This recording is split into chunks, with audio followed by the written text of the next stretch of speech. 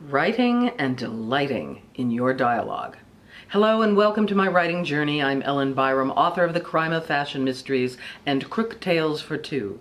Before I get to the subject at hand, which is dialogue, I want to pick up on something I discussed last time.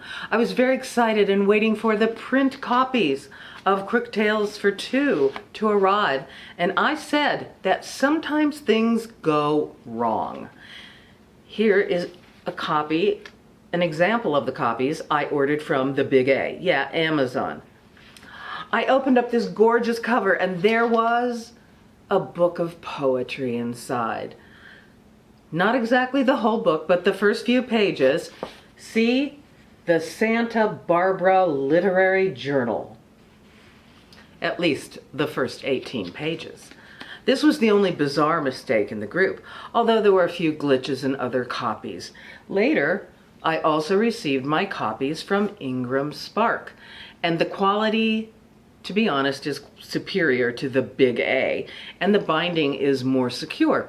The most obvious visible difference, which I'm not sure will show on camera, is the color. The Ingram Spark is slightly darker and reads a tad more bronze. Both books are beautiful. Just be aware that these things can happen when you order your copies. And now back today, I want to talk about dialogue, which is an aspect of character description beyond what they look like, what they wear, and what they do. The writer has the ability to let them express themselves in their own words. Dialogue can drag your story down by sounding like everybody else's book, or it can sparkle it up. In my past, I was a reporter, and I can't quite shake that habit. Reporters are always listening for the great quote. Hearing words said in a different way perks up your ears and helps you focus on the story. You want to know who said those words. An unusual pattern of speech makes the speaker stand out. That's something we should consider for our stories.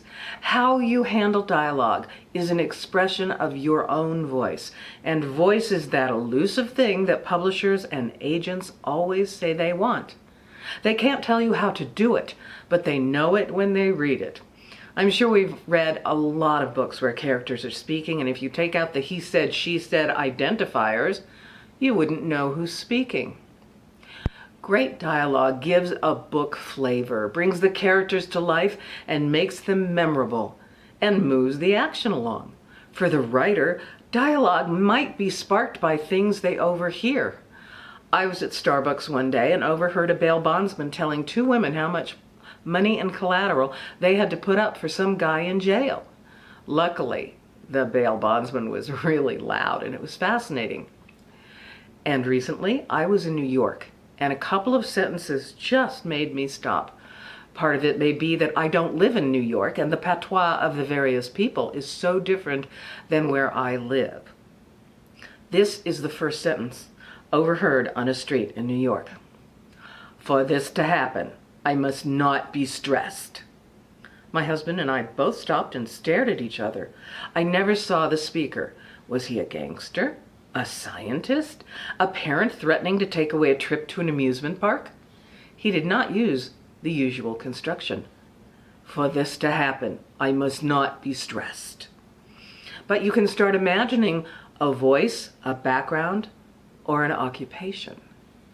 The second statement that caught my ear was from an elegantly gowned woman who might have been a bride, all in white satin with a matching purse and a jeweled ornament in her hair. Standing on the red steps into the Plaza Hotel, she was on the phone speaking to someone and smoking, and her voice was deep and rich with a slight foreign inflection. She alternately smoked a cigarette, listened, and spoke. It was more her presence and attitude that, combined with the statement, made the scenario interesting. Oh, lunch at the Plaza. The boy did well. Was it a wedding? A runaway bride? A fashion show? Who was the boy? She seemed incredibly bored. Was she speaking about her groom, her son, her wedding planner, or someone else? I'm still pondering the story that could go with it. And I have mentioned before one of my favorite bits of speech I overheard, and I have saved it forever. It was just that interesting. A woman who worked in our offices was late and very flustered one day. She ran into our cubicle area and announced loudly in her West Virginia accent, oh my gosh, I just found out the man I thought was my father is not my father, and the man who is my father is married to my mother." As if that would excuse her tardiness. There's a lot of information in that exclamation. I looked over at my coworker. He put his head in his hands and stared at his desk. He did not care for personal revelation. I, on the other hand, was delighted, and my ears were tingling. It was just like a soap opera, but this was Washington, D.C., and most people didn't care to hear her personal story. That's what separates the dialogue writers from the rest of us, and the playwrights as well. Let me recommend that you listen this week for the great quote and let it inspire you. Think of your readers and reward them with overheard whispers, shouts, and mysteries. That's all I have for now, and I'll see you next week. Bye.